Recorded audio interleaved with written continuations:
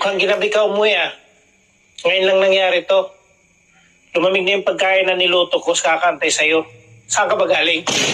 Nagpabinyag kasi ako. Binyag? Anong binyag? Di ba nga, hindi ako nabinyagan ng mga magulang ko dati.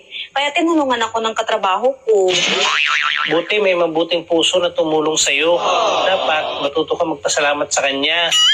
Oo nga nakalimutan ko magpapasalamat.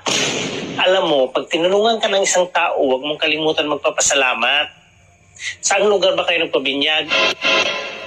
Hindi ko alam kung anong lugar yun Bihira naman, di alam. Saan ba ginanap? Pinapili kasi kami kung Econo room or garage room. Ang napili namin, garage room. Kasi maganda raw yun. May pag-garage pa kayo ha? Ang ibig ko sabihin, saang building ginanap? Malaking building yun Nakalagay doon, so clean, so good, dito sa Sugo. Mapira yung tumulong sa'yo. Kasi may pag-garage So nabinyagan ka. Sabi, nabinyagan na daw ako. Bihira na naman.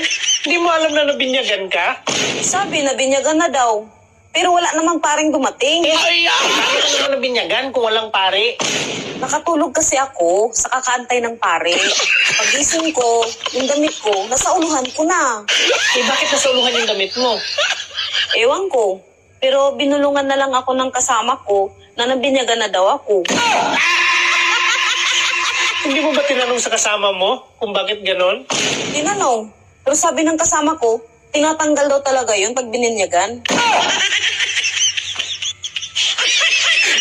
Kung nabinyagan ka, nakatulog ka, di ba? So anong pangalan ang sinulat mo dun sa birth certificate? Hindi ko alam Pero ang sabi ng kasama ko, babalik daw kaming dalawa doon pag sahod. So ibig sabihin, madali na lang yun. Kasi kukunin mo na lang yung birth certificate mo. 3 oras daw, minimum.